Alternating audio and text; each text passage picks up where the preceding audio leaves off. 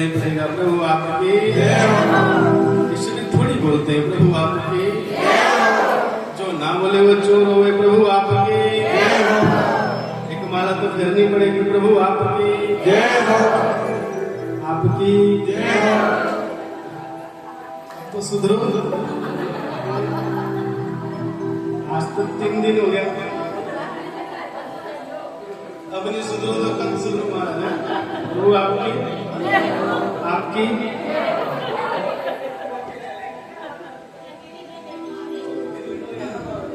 बड़ी प्यारी अद्भुत कथा, भगवान के सुंदर वांग्मय चरित्र की कथा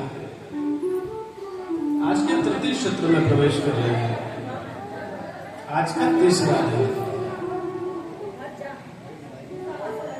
बड़ा पावन पुनित सुअवसर हमारे कश्यप परिवार जिनको प्राप्त हुआ।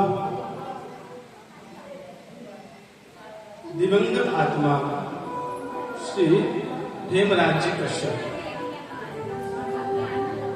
जिनकी पुण्यतिथि में ये श्रीमद् भागवत कथा का आयोजन उनके परिवार के द्वारा किया गया है। भगवान उस दिवंगत आत्मा को शांति प्रदान करे। भगवान अपने चरणारविंद में उनको जगह प्रदान करे। देखिए, ये सुअवसर हर किसी को प्राप्त नहीं होता। यदि ये सुअवसर मिला है तो सबको इस अवसर का लाभ लेना चाहिए। प्रभु आपकी आज हमारी कथा में हमारे बीच में हमारी बहन जी पारेता जी पधारी है, उनके साथ एक और हमारी माता जी पधारी है। ये बोरखेड़ा से आए हैं। कल जो लाजपत बालाजी वाले पंडित जी आए थे, उन्हीं के कॉलोनी में रहते हैं। वहां हमने शिव महापुराण करी थी श्रावण के महीने में।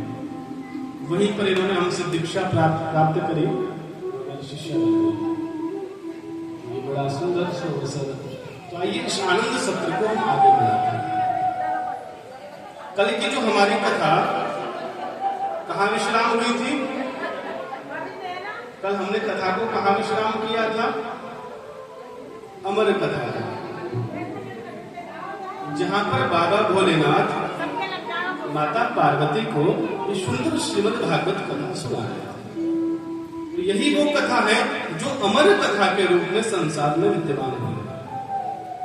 जो इस अमर कथा का पालन करता है वो जीव हमेशा हमेशा के लिए अमर हो जाता है। प्रभु आपकी ये शरीर तो मरता है, ये शरीर तो मरण धर्मा है। इस शरीर की तो गति मरने वाली है। आपको समझना, जो शरीर हमें प्राप्त हुआ है ये शरीर एक ना एक दिन मर जाएगा, मिट जाएगा। इस शरीर की 3 ही गति है। जो शरीर हमें मिला है इस शरीर की 3 गति है। समझना, कितनी गति है? आप कथा में ध्यान दें। इस शरीर की 3 गति है। पहली, यदि इस शरीर को आप जमीन में गाड़ दो, मरने के बाद यदि इस शरीर को जमीन में गाड़ दोगे तो क्या बन जाएगा? मिट्टी। यदि इस शरीर को तुम पानी में डाल दोगे, मरने के बाद यदि मैं पानी में डाल दो तब भी क्या बन जाएगा? मिट्टी। और यदि इस शरीर को मरने के बाद तुम जला दोगे तब भी क्या बन जाएगा?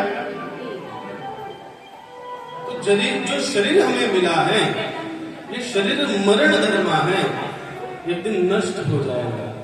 चाहे तुम कितने ही सुंदर हो, चाहे तुम्हारे पास कितनी ही शक्ति हो, चाहे तुम कितने ही राजा के बेटे हो, चाहे तुम्हारे पास कितना ही धन हो, लेकिन महाराज अंतोत गतवा इस शरीर की एक ही गति होनी, मिट्टी।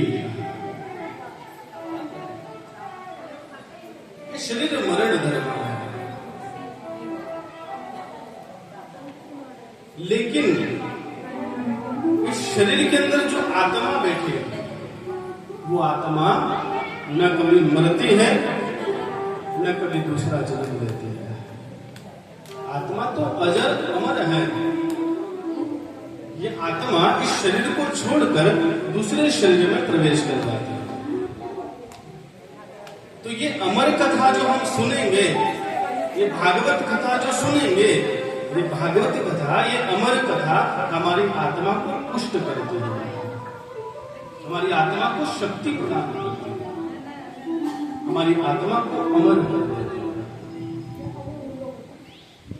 तो भगवान महादेव माता पार्वती को ये अमर कथा सुना रहे हैं। और इस कथा को किसने सुन लिया? धोखे से, गलती से शुक ने, तोते ने। प्रभु आपकी जब सुन लिया कथा, सुनने के बाद तो तोता अमर हो गया। चाहे वो गलती से सुने, चाहे समझदारी से सुने, सुन तो ली। अब जब तोता कथा को सुनकर बैठा था, महादेव ने देखा, महादेव मारने दौड़ेगा। महादेव ने कहा इसको मैं मार दूंगा। तोते ने कहा क्यों? महादेव ने कहा भाई तूने गलती से कथा को सुना है, यदि तू मेरे सामने बैठकर कथा सुनता तो मैं तुझे नहीं मारता, लेकिन तूने धोखे से कथा सुनी, यानी पीछे से छुपकर कथा सुनी। कथा को कभी छुपकर नहीं सुनना चाहिए। यदि कथा सुननी है तो कथा पांडाल में वक्ता के सामने बैठकर कथा को सुने। महादेव कहते हैं मैं तुझे मार दूंगा। तोता भागने लगा, बचने के प्रयास से भागते भागते वेद व्यास जी महाराज के आश्रम पहुंचा, जहां वेद व्यास जी की पत्नी अपने बालों को बना रहे थे। उबासी आई।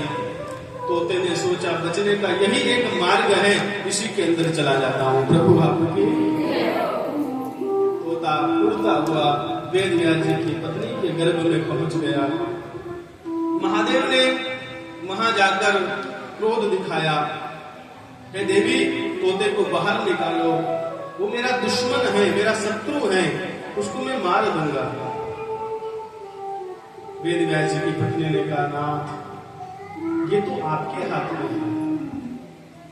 किसी जीव को गर्भ में डालना भी भगवान के हाथ में है, और उस जीव को गर्भ से बाहर निकालना भी ये मेरे हाथ में नहीं है। नाथ मैं इसमें क्या कर सकती हूँ? महादेव ने वहीं अपना त्रिशूल जमा लिया, जब बाहर निकलेगा तब मारूंगा, क्योंकि प्रकृति का नियम है मां के गर्भ से बालक 9 महीने के बाद बाहर आ जाता है। 9 महीने यही इंतजार करूंगा। तोते ने भीतर से आवाज लगाई, महादेव बैठे रहो, मैं बाहर आने वाला ही नहीं। प्रभु बाबू क्यों? क्योंकि मैंने अमर कथा सुनी है और मैं तो भीतर भगवान का दर्शन कर रहा हूं। बाहर आकर तो ये माया मुझे पकड़ लेगी, जकड़ लेगी, मैं बाहर आना ही नहीं चाहता। प्रभु आपकी। महादेव ने कहा भाई तू नहीं आना चाहे तब भी प्रकृति तुझे बाहर खींच कर ले आएगी। तो प्रकृति का नियम है, लेकिन यह प्रकृति का नियम भी विफल हो गया। समय धीरे धीरे निकलता गया। 9 माह पूर्ण हो गए, 10वां महीना लग गया, लेकिन गर्भ से बालक बाहर नहीं आया।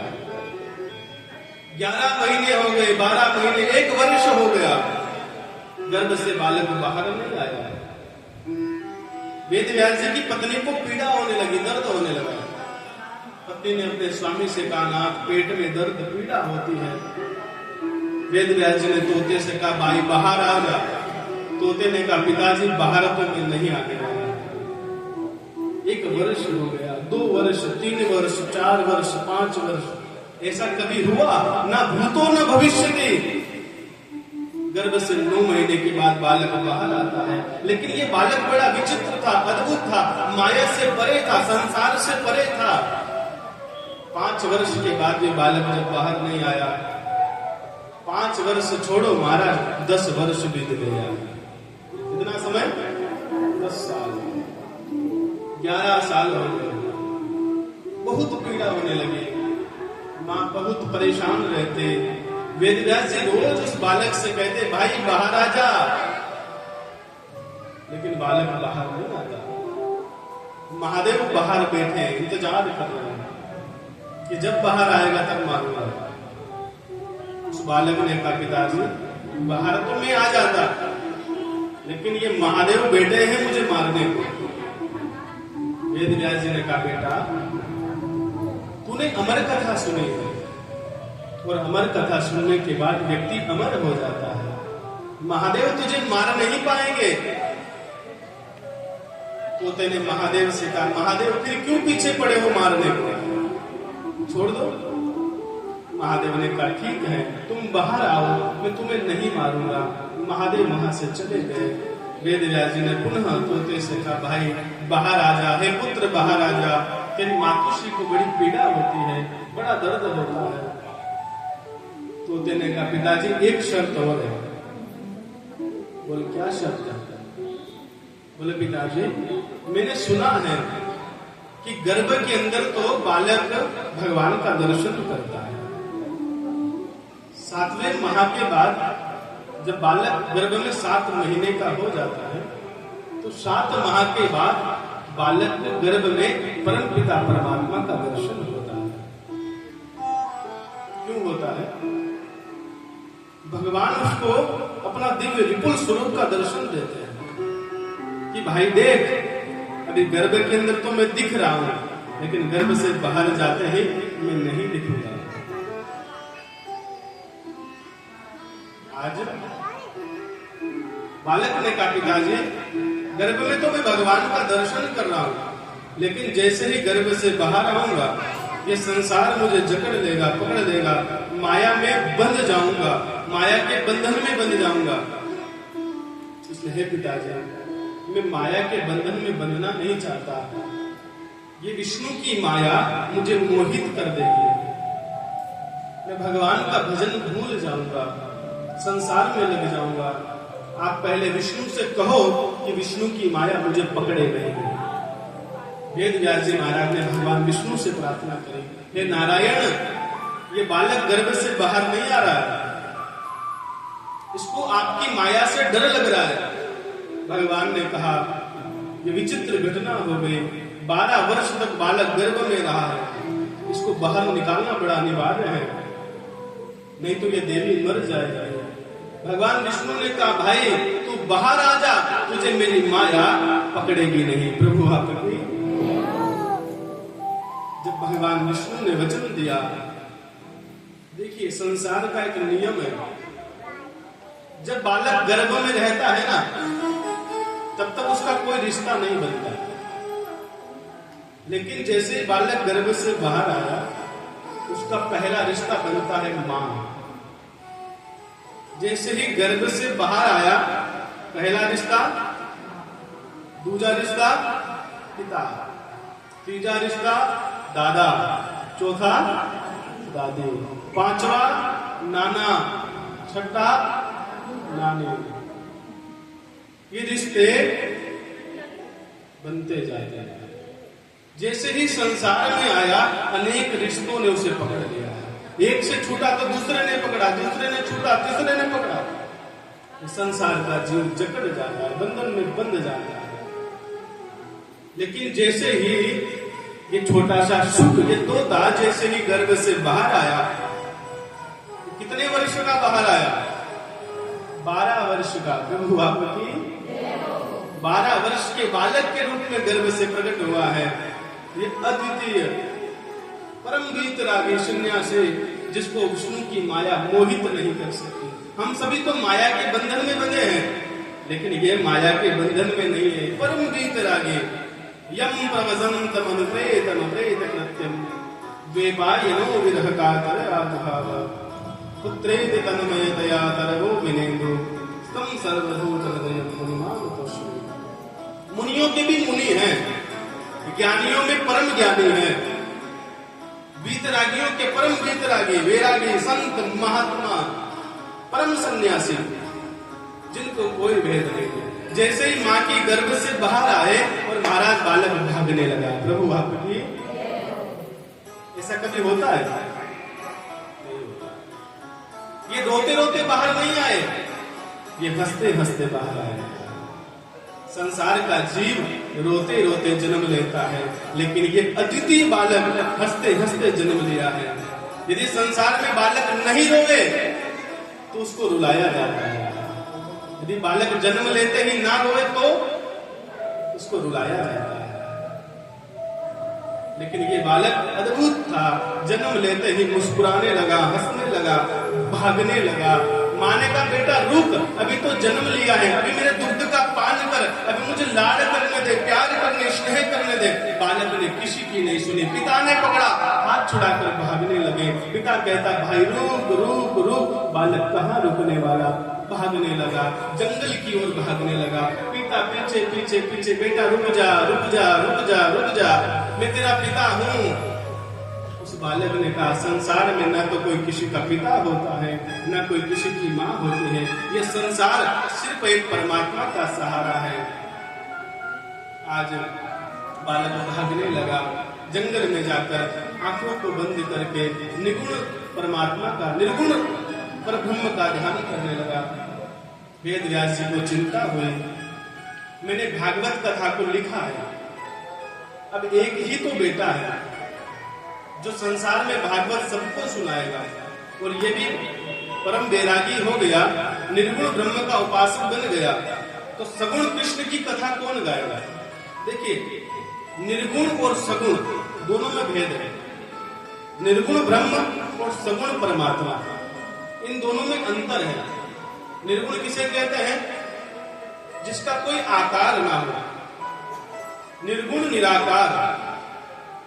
जैसे आपने शिवलिंग देखी है, शिवलिंग कैसी है? जिसका कोई आकार नहीं है, न तो आंख है, न मुंह है, न नाक है, कुछ भी नहीं है, एक पिंड बना है। ये निर्गुण ब्रह्म है। और एक आपने मंदिर में भगवान कृष्ण की मूर्ति देखी है, जिसमें आंख है, नाक है, मुंह है, होठ है, हाथ है, पैर है, ये सगुण परमात्मा है।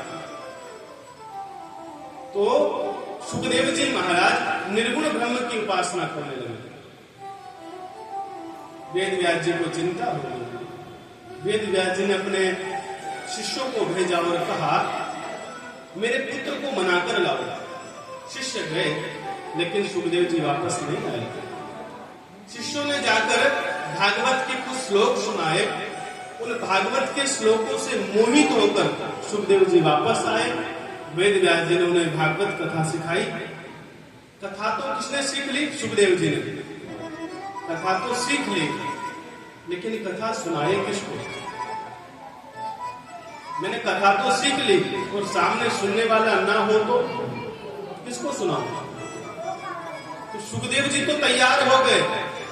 इधर राजा परीक्षित श्राप से शापित होकर घूम रहा था, भटक रहा था।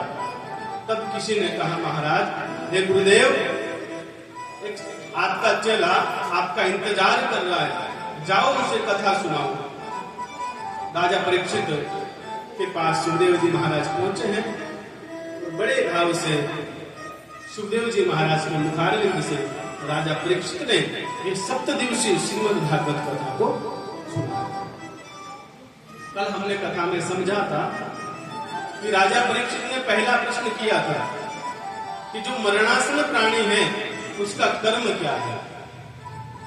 जिस व्यक्ति को 7 दिन का श्राप लगा हो, जो 7 दिन में मरने वाला हो, उस जीव का कल्याण कैसे होगा? तो सुखदेव जी ने कहा उस जीव के कल्याण के लिए सिर्फ एक साधन है। वो क्या है? भगवान हरि का भजन। मुक्ति का कोई तू जतन कर ले, रोज थोड़ा थोड़ा हरि का भजन कर ले। ये कल कथा में हमने जाना।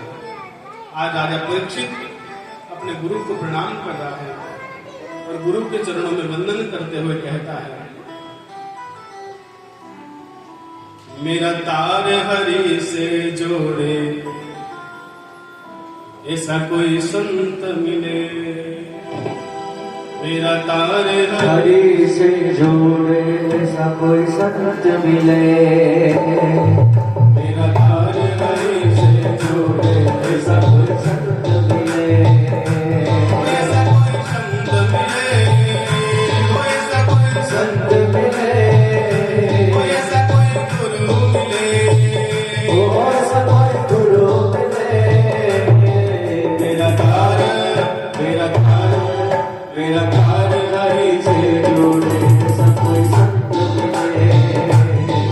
मेरा तार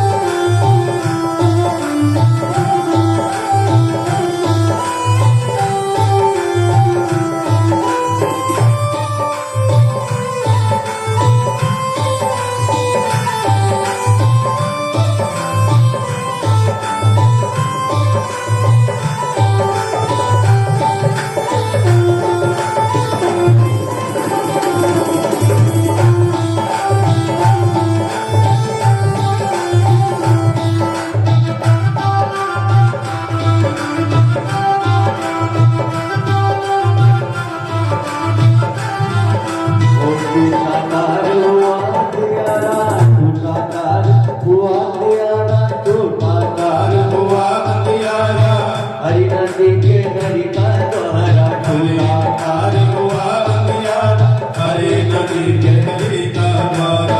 टूटा तार हुआ अंधियारा, हरि नदी के हरि का द्वारा, टूटा तार हुआ अंधियारा, हरे नदी के हरि का द्वारा। मेरा बिछड़ा, मेरा बिछड़ा, मेरा बिछड़ा बीत बिना देख सब कोई संग मिले, बिछड़ा बीत बिना देख सब कोई संग मिले, ऐसा कोई गुरु मिले, ऐसा कोई गुरु मिले, ऐसा कोई गुरु मिले, ऐसा कोई गुरु मिले, मेरा तार हरि से जोड़े, ऐसा कोई संत मिले।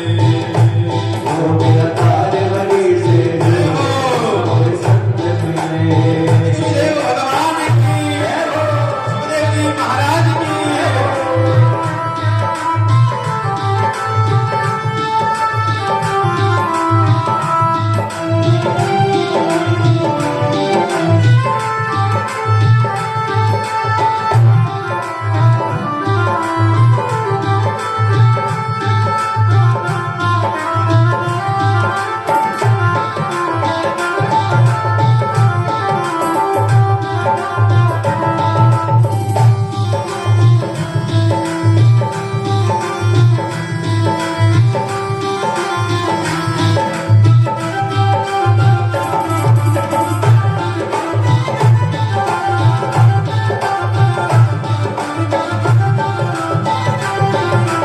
जोड़े तार करे उजियारा, अंतर में ना रहे अंधियारा, जोड़े तार करे उजियारा, अंतर में ना रहे अंधियारा। जोड़े तार करे उजियारा, अंतर में ना रहे अंधियारा, जोड़े तार करे उजियारा, अंदर में न रहे अंधियारा।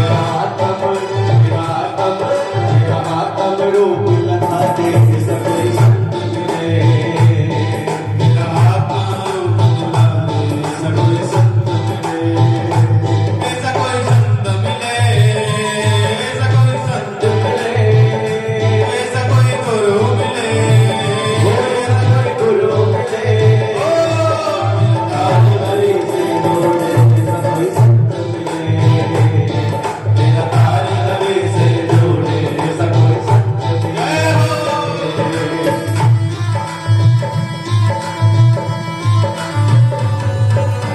ओ आपकी जय हो।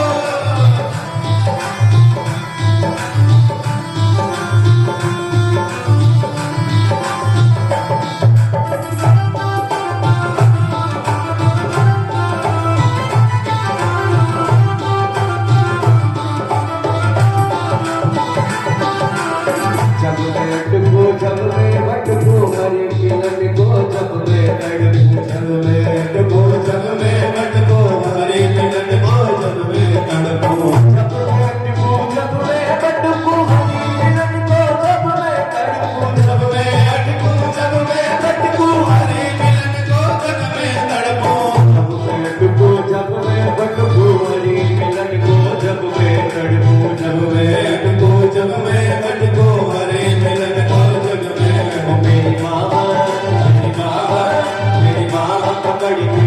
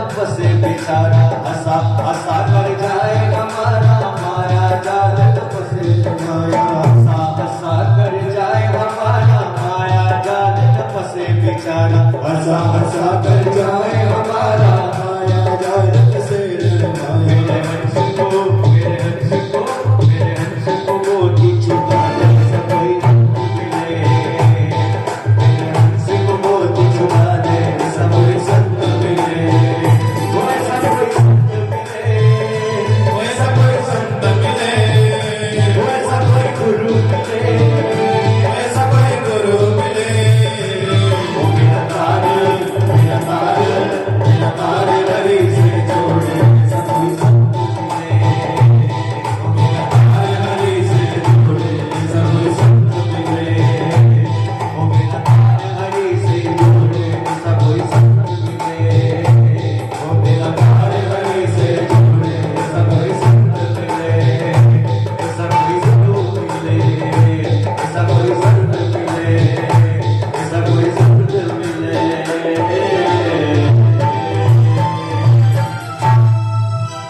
जय श्री राधे। और सभी माताओं से मेरा निवेदन है थोड़ा आगे आ जाए। थोड़े थोड़े आगे आ जाए सभी थोड़े थोड़े आगे आ जाए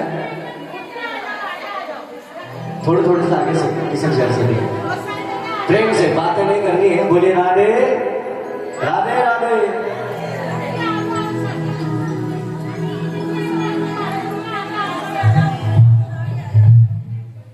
प्रभु आपकी बोलना ही पड़ेगा, प्रभु आपकी। ऐसे भी नहीं बोलते प्रभु आपकी, ऐसे भी नहीं बोलते प्रभु आपकी। जो ना बोले वो चोर हुए, प्रभु आपकी आपकी डॉक्टर भगवान की। बड़ा सुंदर चर्चा। आप सभी शांति बनाए रखें, प्लीज कीप साइलेंट।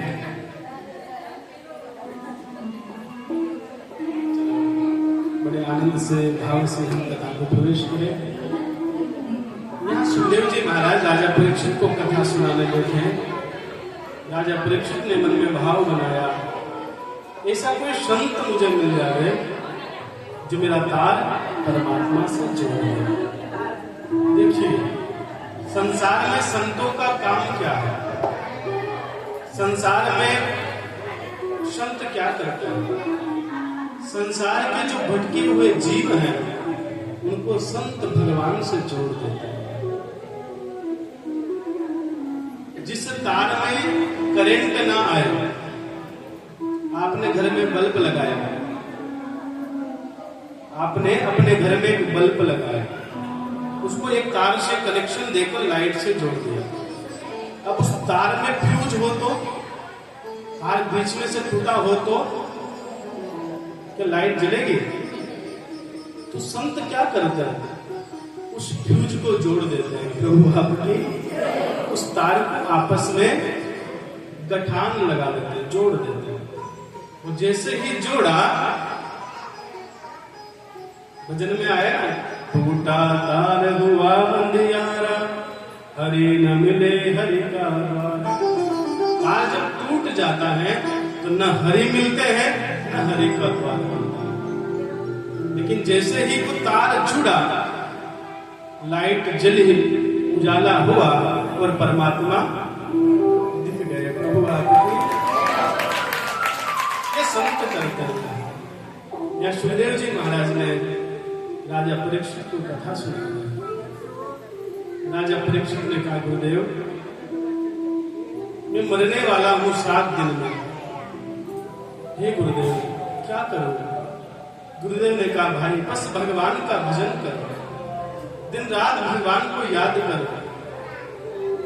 भगवान का नाम, भगवान की कथा हजारों हजारों पापों को जलाकर राख कर देती है।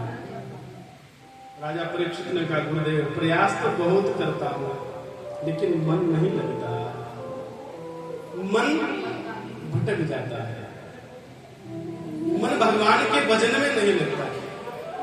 तो प्रयास करने का मन बनाता हूं, घर पर माला करने बैठता हूं, थोड़ी देर आंखों को बंद करके जैसे ही माला के मनके पर हाथ लगाया और मन भटक गया।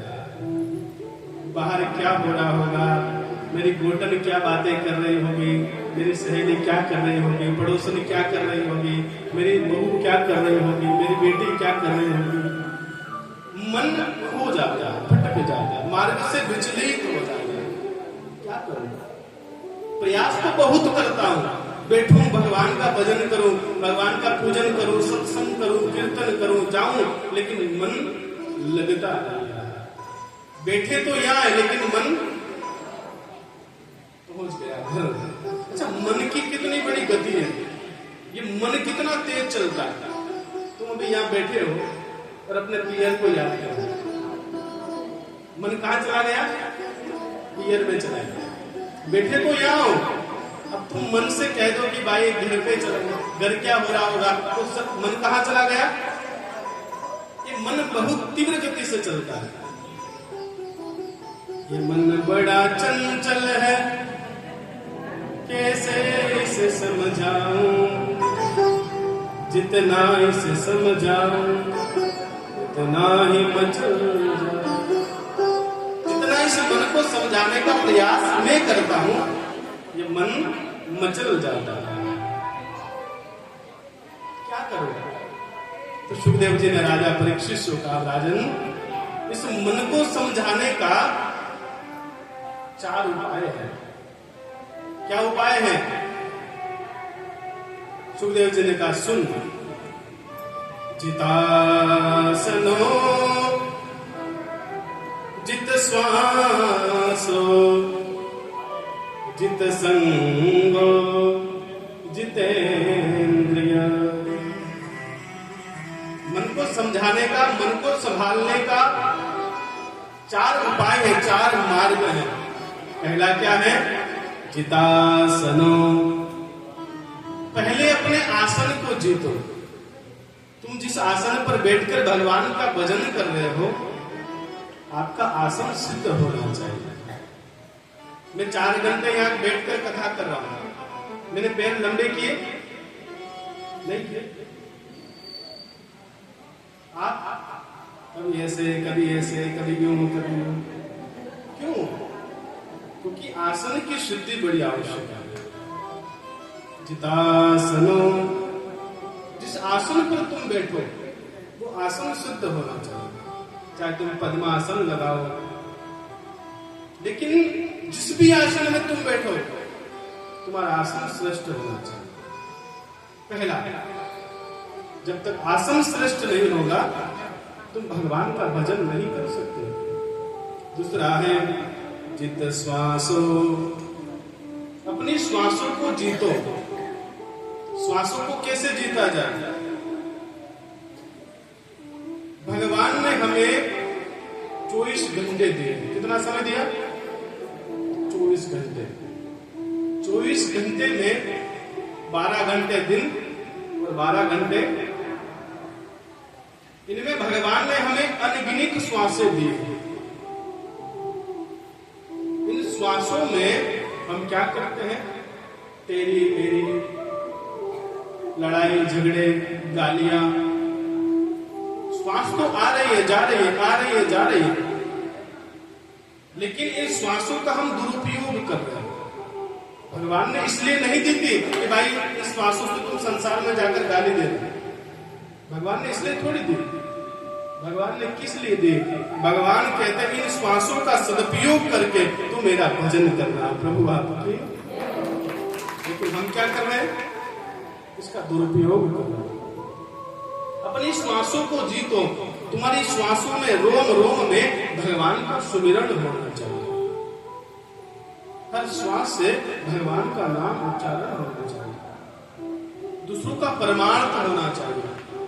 गाली गलौज इन सबसे दूर होकर श्वासों में आपकी वायु श्रेष्ठ शुद्ध होनी चाहिए। प्राणायाम, कुंभक, रोचक, इनको करने का क्या मतलब है?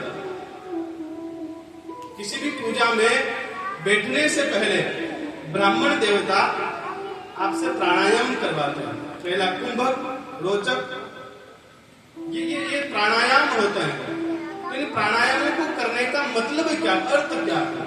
कि हमारी श्वासें शुद्ध हो जाए, शुद्ध वायु आ जाए। दूसरा है श्वासों को जीतो, तीसरा है जित संगो, आपका संग श्रेष्ठ होना चाहिए।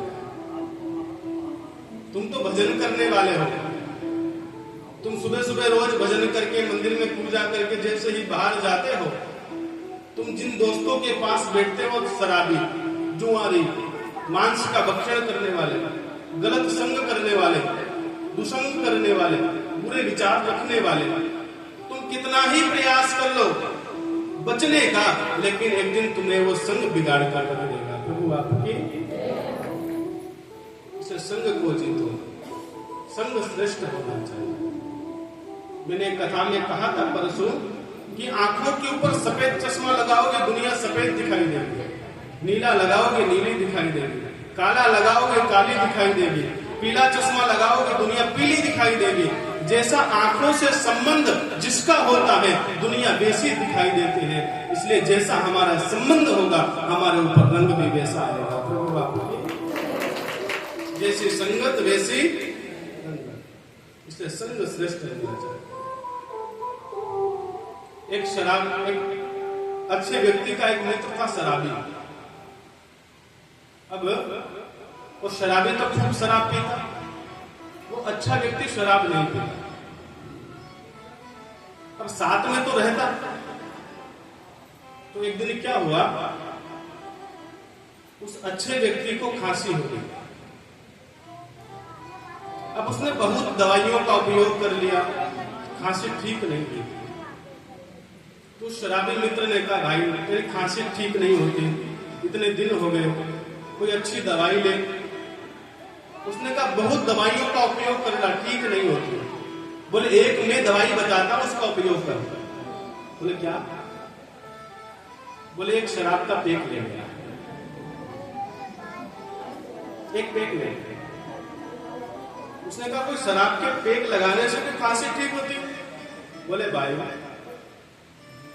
जिसने शराब के पेक लगाए, बड़े बड़े राजाओं के रजवाड़े बिक गए, बड़े बड़े राजाओं के रजवाड़े चले गए, बड़े बड़े खानदानों का खानदान चला गया, घर उजड़ गए, घर के घर बिखर गए, तेरी छोटी सी खांसी नहीं जाएगी?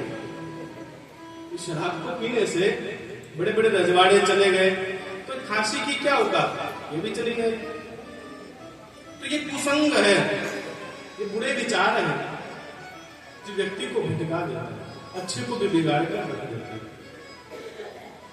इसलिए कुसंग का साथ ना करें, सत्संग का साथ करें। तीसरा और चौथा क्या है? जितेंद्रिय, अपनी इंद्रियों के ऊपर जीत हासिल करें।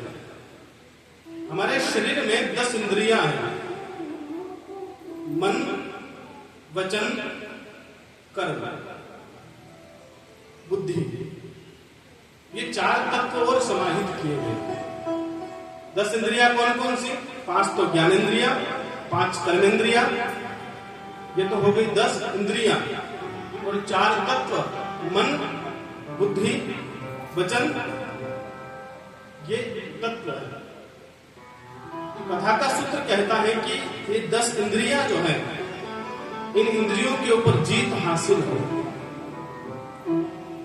इन 10 इंद्रियों के ऊपर जीत कैसे हासिल होगी?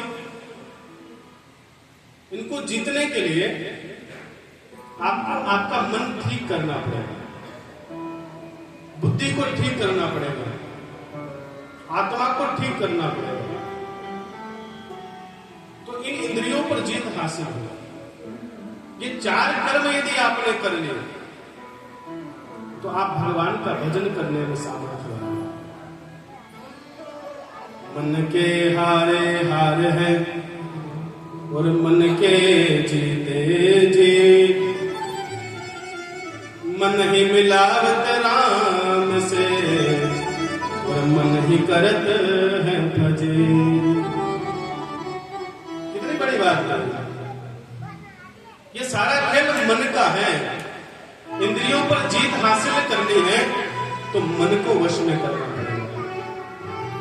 मन यदि वश में नहीं हुआ तो आपकी इंद्रियां आपके वश में नहीं हुई। आप पूजा करने बैठे, और आपको वॉशरूम आ गया, तुरंत उठ गए, लेकिन थोड़ा भाव बनाया, मन को कंट्रोल में किया, मन को संभाला, तो हो सकता है आपका पूजन सिद्ध हो जाए। ये मन ही तो है जो भगवान से मिलने नहीं देता। इसलिए तो कहा कृष्ण ने, बहुत अच्छी बात कही, मन के हारे हार है। यदि कोई कार्य करने आप बैठे और आप पहले से सोच लिया मैं तो हार जाऊंगा, तो आप हार गए। और यदि आपके पास शक्ति नहीं है, फिर भी आपने मन से कहा मैं जीत जाऊंगा, तो आप जीत जाओगे। प्रभु आपके मन के हारे हार है, मन के जीते जीत, और मन ही मिलावत राम से, मन ही करत ब्रज। मन की गति है अटपटे, झटपट लखे न कोई, और मन की खटपट जब मिटे, तो हरि का दर्शन हो। मन की गति बड़ी अटपटी है, जब जल्दी से किसी को समझ आती नहीं है, और जो मन की गति को समझ जाए उसको फिर भगवान का दर्शन दूर नहीं है। प्रभु आपकी। इसलिए राजा परीक्षित से गुरुदेव ने कहा, राजन पहले इन 4 कार्यों को कर, मन को जीतने का प्रयास कर, तब तुझे परमात्मा का दर्शन होगा। और जब भगवान का दर्शन हो गया तो फिर तू मरेगा नहीं, फिर तो तू मुक्त हो जाएगा। प्रभु आपकी। राजा परीक्षित ने गुरुदेव से पहला प्रश्न किया है, प्रभु हे गुरुदेव, ये संसार की उत्पत्ति कैसे हुई? हम जिस संसार में बैठे हैं, ये संसार किसने बनाया? इस संसार का निर्माण कैसे हुआ? उस समय गुरुदेव ने राजन से कहा, राजन कथा को समझना, बहुत प्यारी कथा है, गहरी कथा है। हम कहां से आए? हम आप सब यहां जो बैठे हैं, हम कहां से आए? हम कौन आए? हमको किसने पैदा किया? हमारा पिता कौन है? इस जगत का मालिक कौन है? राजा परीक्षित ने प्रश्न किया, गुरुदेव इस संसार को किसने बनाया, कैसे बनाया? तो गुरुदेव ने कहा, राजन सुनो, इस संसार में जब कोई नहीं था, उस समय सिर्फ एक तत्व था जिसका नाम है नारायण। क्या नाम है? नारायण। सिर्फ एक तत्व है, नारायण। वो कहां रहते हैं? वो जल में रहते हैं, नीर में रहने वाले नारायण। जल को संस्कृत में कहते हैं नीर। जब अकेले बहुत समय से जल के अंदर सो रहे थे, एक दिन भगवान के मन में भाव आया कि क्यों ना मैं एक से अनेक बनूं। जब ये भाव आया तो सोचा कैसे बनेगा। उसी समय नारायण ने सोचते सोचते अपने नाभि कमल से ब्रह्मा जी को उत्पन्न किया। प्रभु आपकी। चतुर्मुखी ब्रह्मा, 4 मुख वाले ब्रह्मा जी को उत्पन्न किया भगवान के नाभि कमल से। ब्रह्मा जी जब नाभि कमल में उत्पन्न हो गए तो उस नाभि के जो नीर का जो मार्ग है, कमल की जो डंडी है, उस कमल की डंडी में घूमकर जैसे ही कमल के शिखर पर जाते तो वहां जल दिखाई देता है, और वापस लौट कर जैसे ही भगवान के नाभि के वहां आते तो जल दिखाई देता। प्रभु आपकी चारों तरफ जल ही जल, अपार जल। ब्रह्मा जी आश्चर्य में पड़ गए कि मैं कौन हूं, मुझे किसने पैदा किया, मुझे क्यों पैदा किया गया, मैं कहां जाऊंगा, मेरा क्या नाम है। सारे विचार, सारे मन में प्रश्न जब उठने लगे, कई समय तक, हजारों वर्षों तक ब्रह्मा जी ऐसे ही घूमते रहे। उसके बाद में ब्रह्मा जी को एक आवाज आई, जल के उस सागर में एक आवाज आई, तप तप तप। जल से जब जल गिरता है तो आवाज कैसी आती है? जल में जल गिरने की आवाज आती है, तप तप तप। तो ब्रह्मा जी को लगा कि शायद मुझे तप करना है, वो ब्रह्मा जी तप करने बैठ गए। ब्रह्मा जी ने हजारों वर्षों तक तप किया। हजारों वर्षों के तप के प्रभाव से ब्रह्मा जी को भगवान नारायण का दर्शन हुआ। भगवान नारायण का जब दर्शन हुआ तब ब्रह्मा जी ने भगवान से पूछा, हे नाथ मैं कौन हूं? तो भगवान ने कहा, हे पुत्र तुम्हारा नाम ब्रह्मा है। बोले पिताजी मुझे क्या करना है? बोले बेटा तुम्हें जगत का निर्माण करना है, जगत को बनाना है। बोले पिताजी कैसे बनाऊंगा, मेरे पास तो कोई ज्ञान नहीं है, बिना ज्ञान के तो कोई कार्य होने वाला नहीं, और इतना बड़ा कार्य कोई छोटा मोटा कार्य तो नहीं, जगत को बनाने का कार्य करना है, तो बिना ज्ञान के तो होगा नहीं, कैसे करूंगा? तो नारायण ने ब्रह्मदेव को श्रीमद् भागवत कथा सुनाई। उसमें 4 श्लोक बताया, उसे चतुश्लोकी भागवत कहा जाता है। उन चतुश्लोकी भागवत को भगवान नारायण ने ब्रह्मा जी को सुनाया। कहा बेटा इसी के सहारे तू जगत में संसार का निर्माण करना। आज ब्रह्मदेव ने भगवान को प्रणाम किया और चतुश्लोकी भागवत को सुनाया। चतुश्लोकी भागवत में पहले श्लोक में भगवान ने ब्रह्मा जी को तत्व का उपदेश दिया। दूसरे श्लोक में भगवान ने ब्रह्मा को माया का उपदेश दिया। तीसरे श्लोक में भगवान ने ब्रह्मा को जगत का उपदेश दिया। और चौथे श्लोक में भगवान ने जिज्ञासु का उपदेश दिया, जिज्ञासा। ये 4 उपदेश जब ब्रह्मा जी को दिए, ब्रह्मा जी परम ज्ञानी हो गए। ब्रह्मा जी ने एक बार भगवान से कहा, प्रभु ये माया क्या है? माया समझ में नहीं आती। आज भगवान ने ब्रह्मा को समझाया, हे पुत्र संसार में जितने भी तुम देख रहे हो ये सब मेरी माया है, विष्णु की माया, जिसमें संसार मोहित है।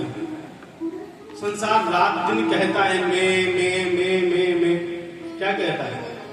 ये घर किसका है? बोले मेरा है। बोले बच्चा किसका है? मेरा। बोले गाड़ी किसकी है? मेरी है। ये मैं ही माया है। प्रभु आपकी रामचरितमानस में बाबा ने बहुत अच्छी बात कही है। मैं अरु मोर तोर दे माया, मैं अरु मोर तोर दे माया।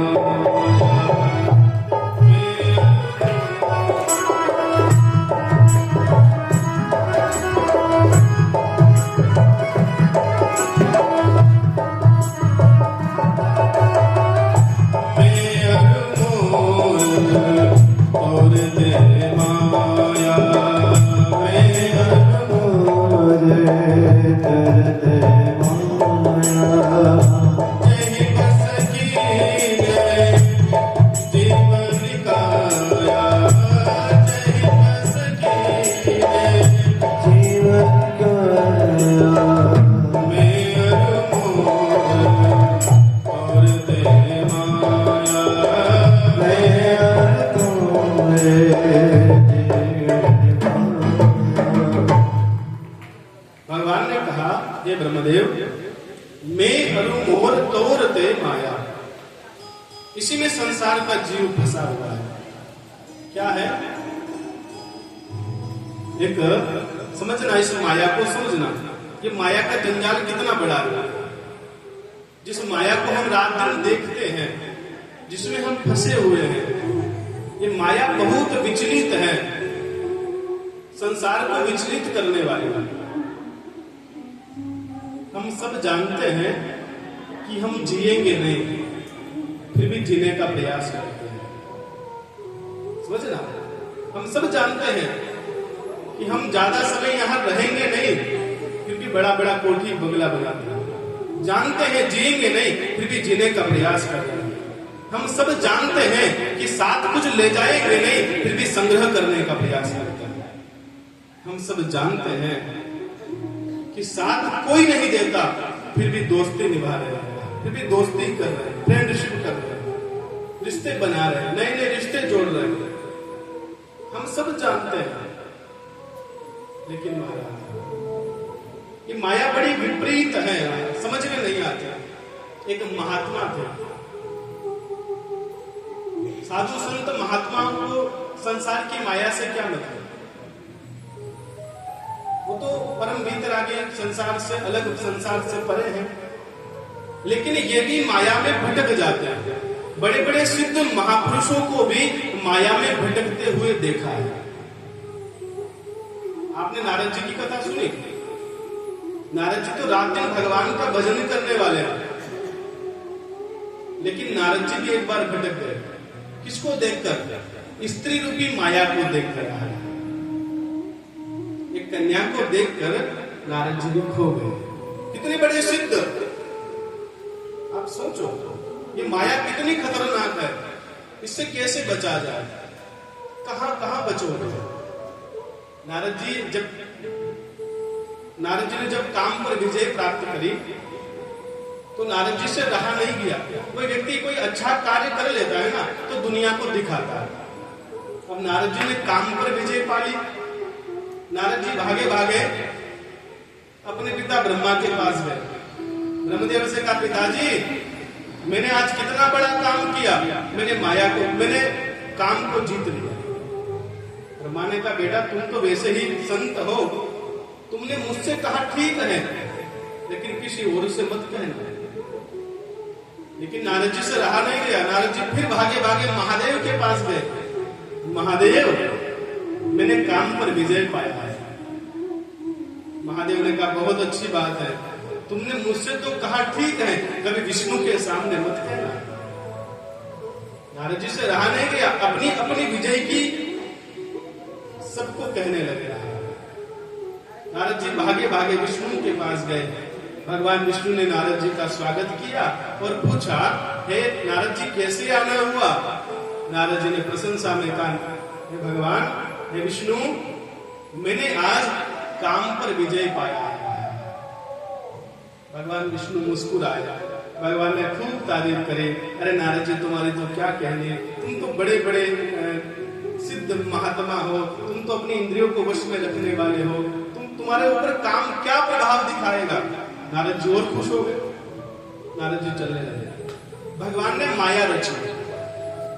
भगवान विष्णु ने ऐसी माया रची कि नारद जी जिस रास्ते से जा रहे थे, वहां पर एक सुंदर सा नगर बना दिया।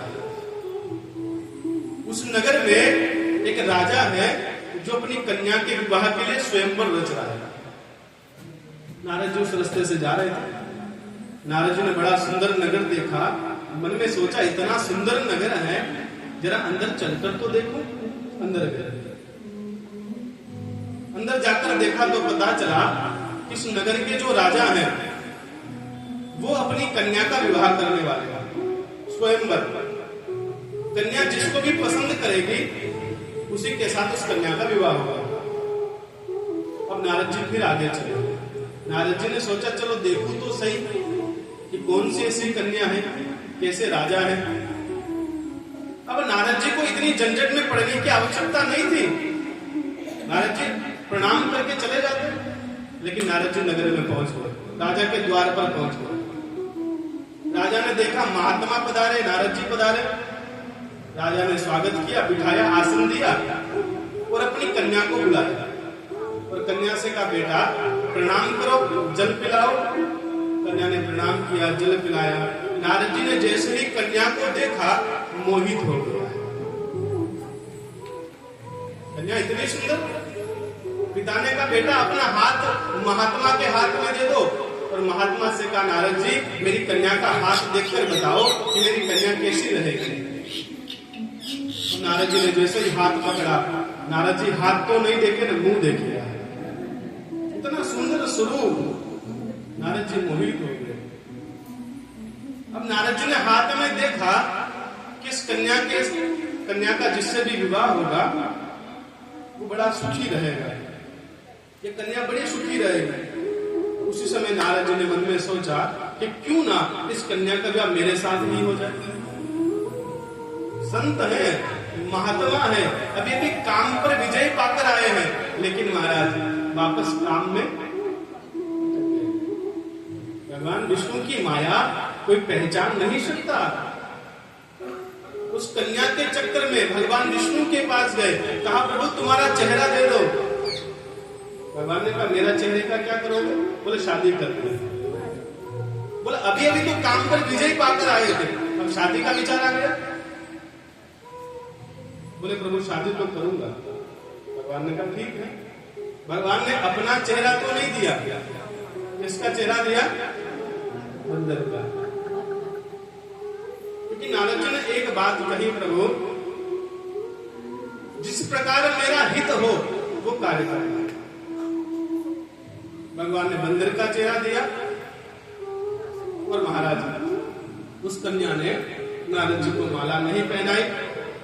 नारद जी को देखकर सबने खूब हंसी उड़ाई। तब नारद जी ने क्रोध में आकर भगवान विष्णु को श्राप दिया था कि जिस प्रकार तुमने मुझे बंदर का चेहरा दिया है, तुमने मेरा उपहास उड़ाया है, ये विष्णु में तुम्हें श्राप देता हूं, जाओ संसार में मानव बनकर भटकोगे। तुम्हारी पत्नी का जब हरण होगा तब यही वानर तुम्हारे काम आएंगे। बड़े बड़े महात्मा भी माया में खो जाते हैं, भटक जाते हैं। एक महात्मा थे, तथा को एक और समझना माया क्या है।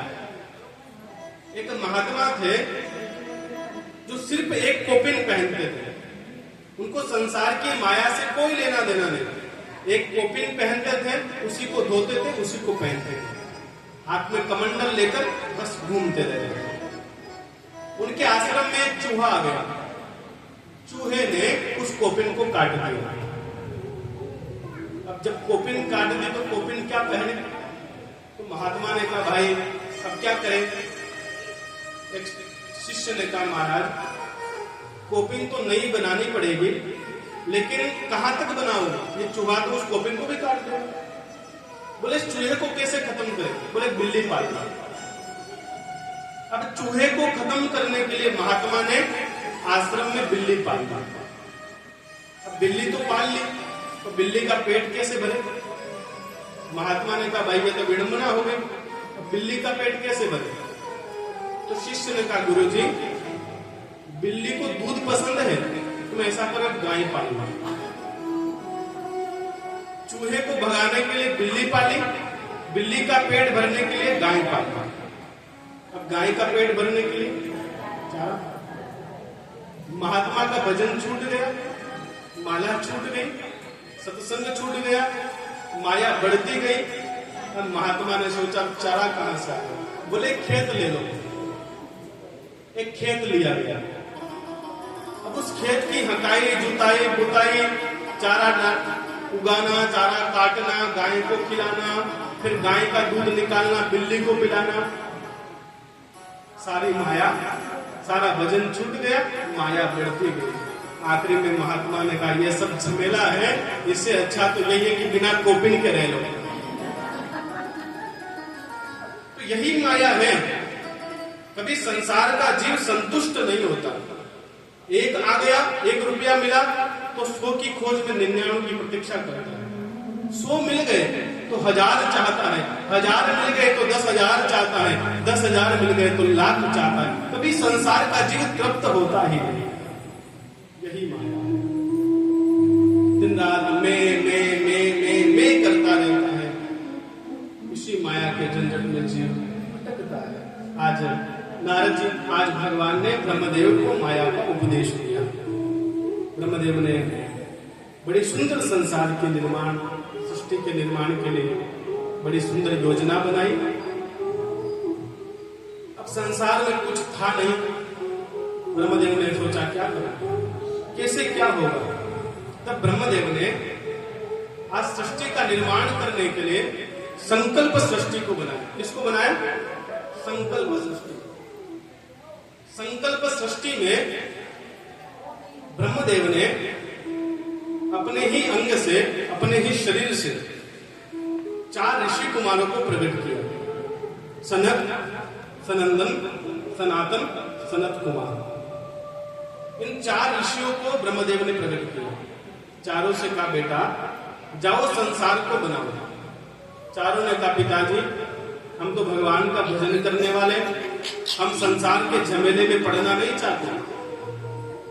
पिता को क्रोध आया, ब्रह्मदेव को क्रोध आया जब बेटों ने मना किया। अच्छा, हर पिता की इच्छा होती है कि मेरे वंश की वृद्धि हो, हर पिता चाहता है कि मेरा वंश आगे बढ़े। और यदि घर में एक ऐसा बेटा हो जाए जो पिता से कह दे पिताजी एक ही बेटा हो, और वो पिताजी से कह दे पिताजी मैं तो बाबा बनूंगा, पिता को क्रोध आएगा कि नहीं आएगा? बोले मैंने तुझे पैदा इसीलिए किया कि तू मेरे वंश को बढ़ाए, और तू कहता मैं तो बाबा बनूंगा। पिता को क्रोध आया अपने पुत्रों पर, भ्रकुटी लाल हुई, क्रोध आया, भ्रकुटी तेज हुई। और इस भ्रकुटी से क्रोध कहां से आता है? इसी भ्रकुटी से, क्रोध से एक बालक प्रकट हुआ। प्रभु आपकी कहां से प्रकट हुआ? क्रोध से। बड़ा भयंकर, विशाल, विकराल स्वरूप वाला, जो रोने लगा, चिल्लाने लगा, हाहाकार करने लगा, भयंकर गर्जना करने लगा। उस समय उस बालक ने हाहाकार करते हुआ पिताजी मैं कौन हूं, मेरा नाम क्या है, मेरा काम क्या है, मुझे नाम दो, मुझे काम दो। तब ब्रह्मदेव ने कहा बेटा तेरा नाम रुद्र होगा, और तेरा काम क्या है?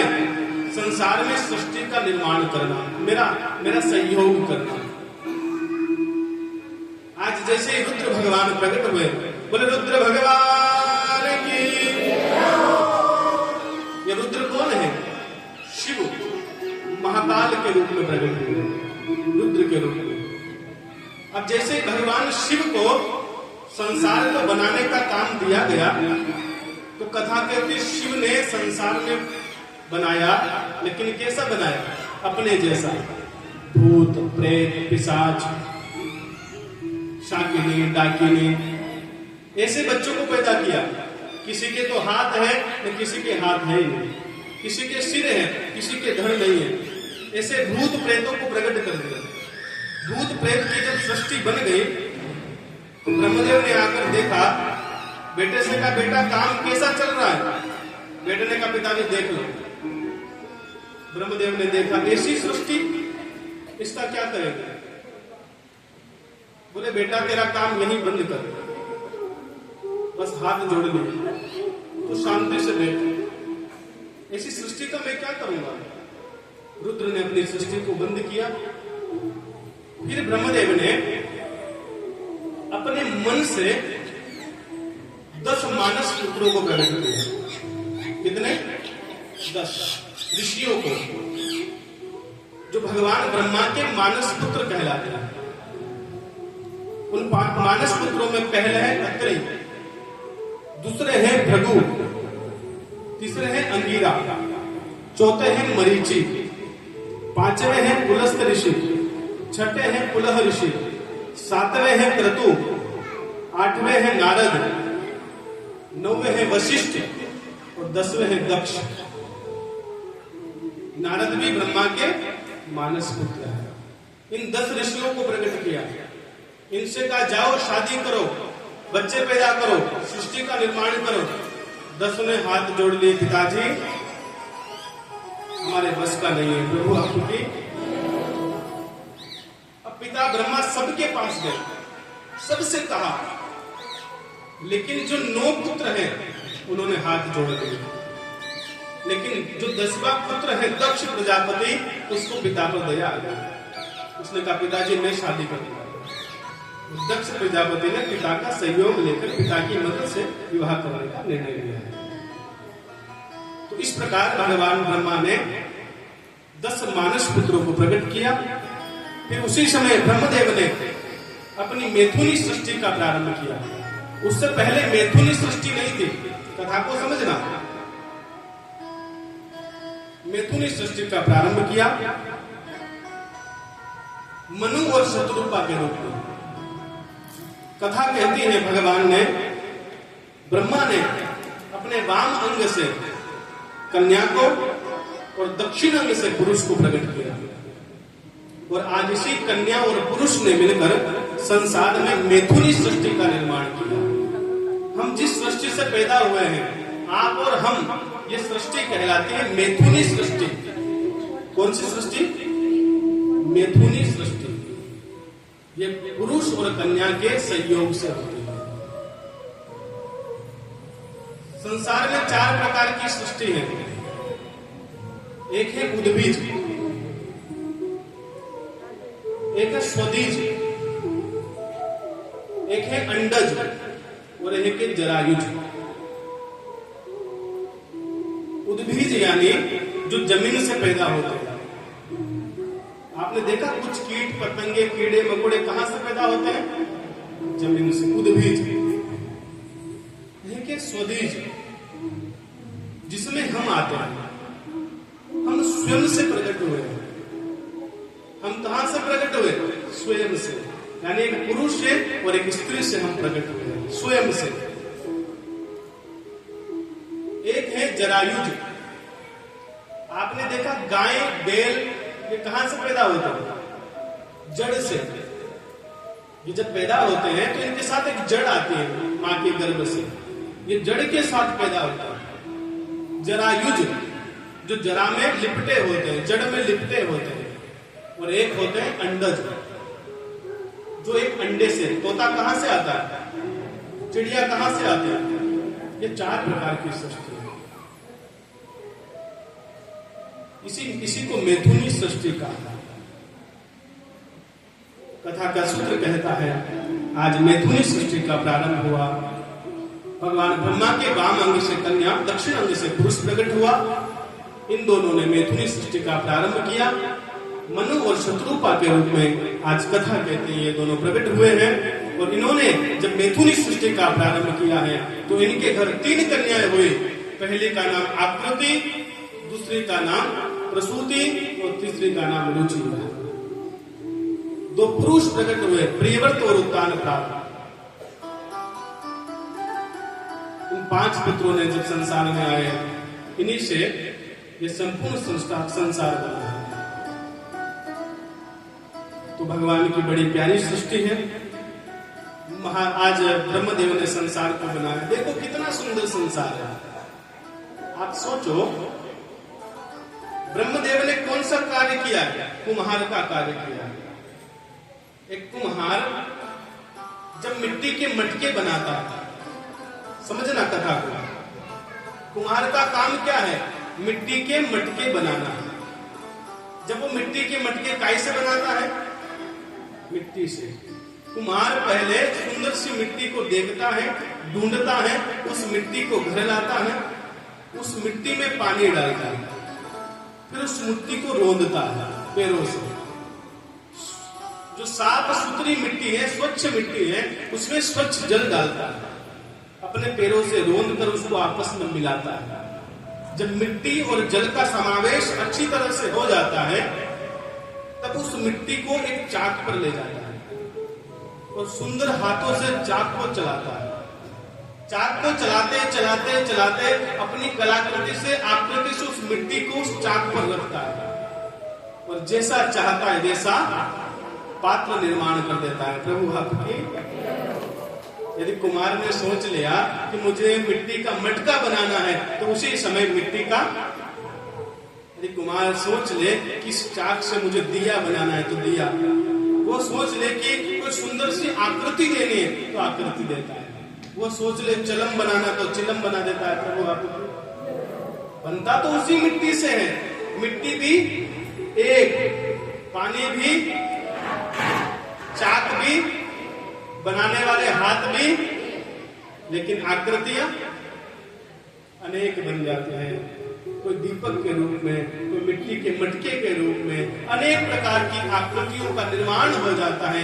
वैसे ही परमात्मा तो संसार में एक है, लेकिन उन्होंने हमें चाक पर रखकर अलग अलग प्रकार के लोग बना दिए। प्रभु आपकी। आप देखो, संसार में किसी का चेहरा किसी से मिलता है? नहीं मिलता। कोई छोटा, कोई, किसी की तो ज्यादा लंबाई और कोई गोना छोटा, कोई तो बहुत गोरा और कोई बहुत,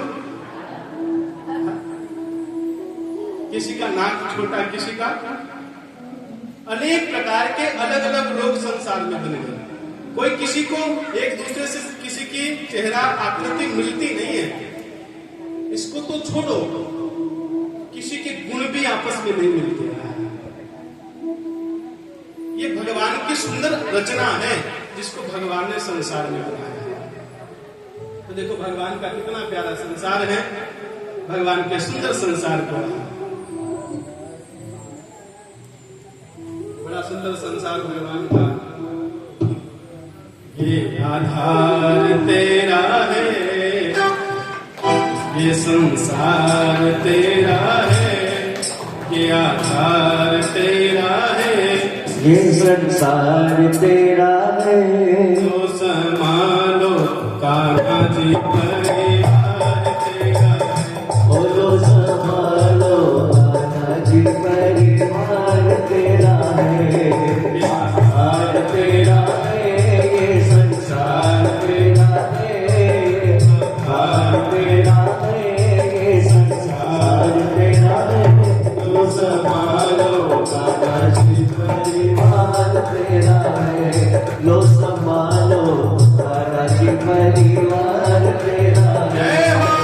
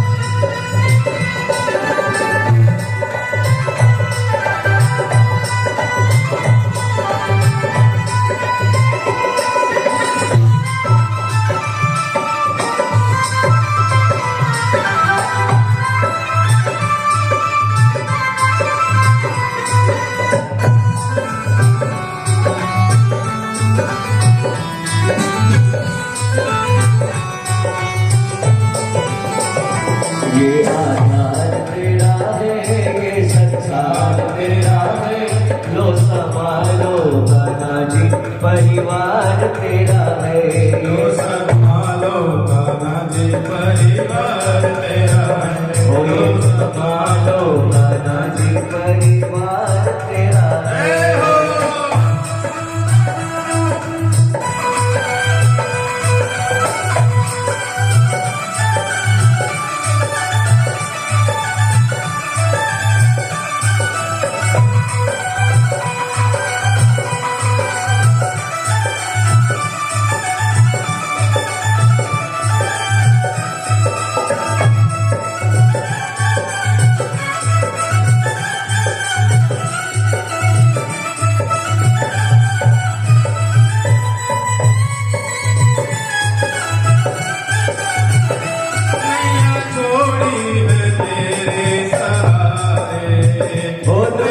छोड़ी है तेरे सहारे, नैया छोड़ी है तेरे सहारे, ओ नैया छोड़ी है तेरे सहारे।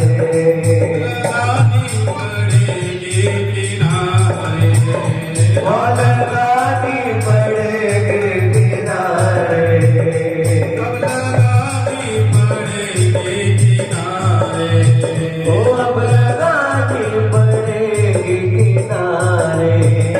क्या विचार तेरा है, संसार तेरा है, और क्या विचार तेरा है, ये संसार तेरा है। लो संभालो कान्हा जी परिवार तेरा है। तो संभालो कान्हा जी परिवार। जय हो। जय हो।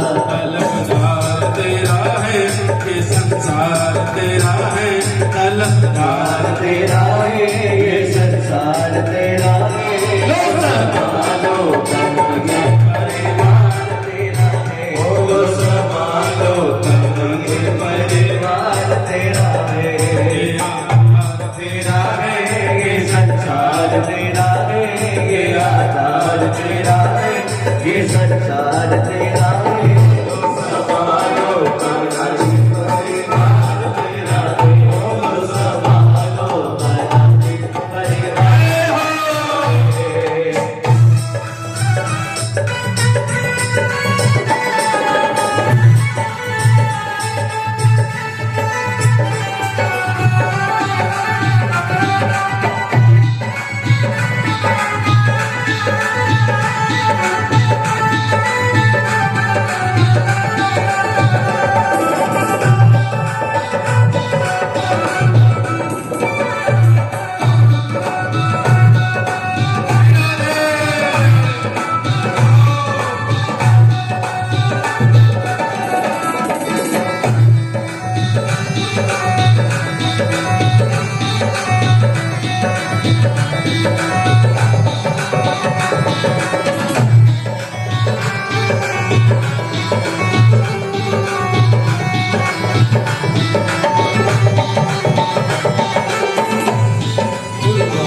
तेरा है संसार तेरा है ये आहार तेरा है ये संसार तेरा है लो संभालो कान्हा जी परिवार तेरा है लो संभालो कान्हा जी परिवार तेरा है लो संभालो कान्हा जी परिवार तेरा है। बोलिए कृष्ण कन्हैया लाल की जय हो। जय श्री राम जय श्री राम ये आधार तेरा है ये संसार तेरा है लो संभालो कान्हा जी परिवार तेरा है। सभी माताओं से संभालो कान्हा जी परिवार के सभी माताओं से निवेदन है कृपया थोड़े आगे आगे थोड़े आगे आगे आगे आगे कर सकते हो थोड़े से बाहर पब्लिक खड़ी हुई है सभी से निवेदन है सभी आगे आगे अभी तो तीसरा दिन है 7 दिन में तो हाउस फुल हो जाएगा थोड़े थोड़े आगे आ जाओ किसक जाओ सभी आगे प्रेम से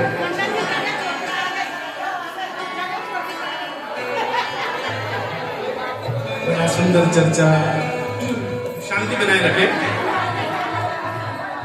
भगवान की बड़ी सुंदर चर्चा हरि चर्चा हम और आप सब सुन रहे हैं थोड़ा सा प्लीज शांति बनाए रखे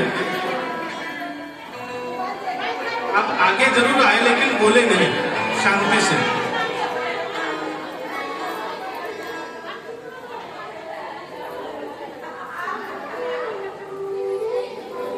आइए प्रभु आपकी बोलना ही पड़ेगा प्रभु आपकी इससे भी थोड़ी बोलते हैं प्रभु आपकी जो ना बोले वो चोर हो गए प्रभु आपकी एक माला तो फेरनी पड़ेगी प्रभु आपकी आपकी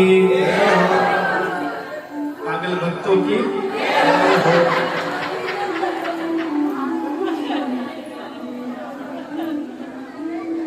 बड़ी सुंदर चर्चा आज ब्रह्मदेव ने संसार को बना दिया ऐसा सुंदर निर्माण ऐसा सुंदर संसार बनाया हमारे मालवा में एक संत हुए श्री कमल किशोर जी नागर उन्होंने एक अच्छा भजन गाया है कैसा अजब रचा संसार खिलौना माटी कैसा अजब रचा संसार खिलौना हाथ दिए तूने दाता बनकर भगवान ने हाथ हमें दिए हैं किसके लिए दिए हाथों से दान करने के लिए भगवान ने आंखें दी है मुंह दिया है नाक दी है सुंदर शरीर परमात्मा ने दिया है कहीं से हम खंडित नहीं है यदि सोचो एक आंख नहीं होती तो या उससे पूछो जिसके पास एक आंख नहीं है, या दोनों ही नहीं होती तो उसके मन की व्यथा जानो जिसके पास दोनों ही आंखें नहीं। उससे पूछो जाकर जिसके हाथ नहीं है, जिसके पैर नहीं है, जो अंग से खंडित हैं। हमें भगवान ने पूर्ण बनाया है, कहीं से हम खंडित नहीं हुए, कहीं से हमारे अंग टूटे नहीं है, कहीं से हम टूटे हुए नहीं आए, हम पूर्ण हैं। परमात्मा ने कितनी कृपा करी, उस कृपा से, उस कृपा को पाकर भी यदि हम भगवान का धन्यवाद नहीं करें तो फिर हमसे बड़ा मूर्ख संसार में दूसरा कोई नहीं। कथाएं तो कहते, शास्त्र तो कहते हैं कि रोज उठकर हमें भगवान का धन्यवाद करना चाहिए। रोज जब हमारी आंखें खुले तब शास्त्रों ने अनेक प्रकार के कार्य बताए हैं जो करना चाहिए। क्या क्या? जैसे तुम्हारी आंख खुले सबसे पहले तुम अपने हाथों का दर्शन करो। कराग्रे वस्ते लक्ष्मी, कर मध्ये तु सरस्वती, कर मूले तु गोविंद, प्रभाते कर दर्शनम। हाथों को थोड़ा दूरी पे रखे, ऐसा नहीं कैसे पास में, थोड़ा दूर ऐसे। कराग्रे वस्ते लक्ष्मी, कर मध्ये तु सरस्वती, कर मूले तु गोविंद, प्रभाते कर दर्शनम। पहले अपने हाथों का दर्शन करें। हाथों का दर्शन करके हाथों को आपस में रगड़ कर उन्हें अपनी आंखों पे लगाएं। फिर दूसरा कर्म है कि आप बैठ जाएं और बैठकर 1 मिनट 2 मिनट भगवान का धन्यवाद करें कि हे प्रभु, आपका बहुत धन्यवाद कि आज की सुबह मैंने देखी। क्या पता कोई एक ऐसा दिन आएगा जिसकी सुबह हम नहीं देख पाएंगे। एक वो दिन जरूर आएगा जिस सुबह में हम तो रहेंगे लेकिन संसार को हम देख नहीं पाएंगे। परमात्मा का धन्यवाद करो। तीसरा कर्म है, धरती पर पैर रखने से पहले माता धरती को प्रणाम करो, माता धरती को वंदन करो। प्रणाम करने के बाद में फिर वहां से उठ जाओ। ये कर्म बताया है, लेकिन हम संसार के लोग क्या करते हैं, जैसे ही हमारी आंख भी ना खुले, शास्त्रों ने तो बताया कराग्रे वस्ते लक्ष्मी, कर मध्ये तु सरस्वती, कर मूले तु गोविंद, प्रभाते कर दर्शनम। लेकिन हम क्या करते हैं, जैसे ही आंख खुली कहते हैं कप दर्शनम। क्या कहते हैं, चाय का कब दर्शन हो जाए तब तो उठूं, तब तो बिस्तर से बाहर आऊं। ये संसार के लोग हैं, तो ये ना हो।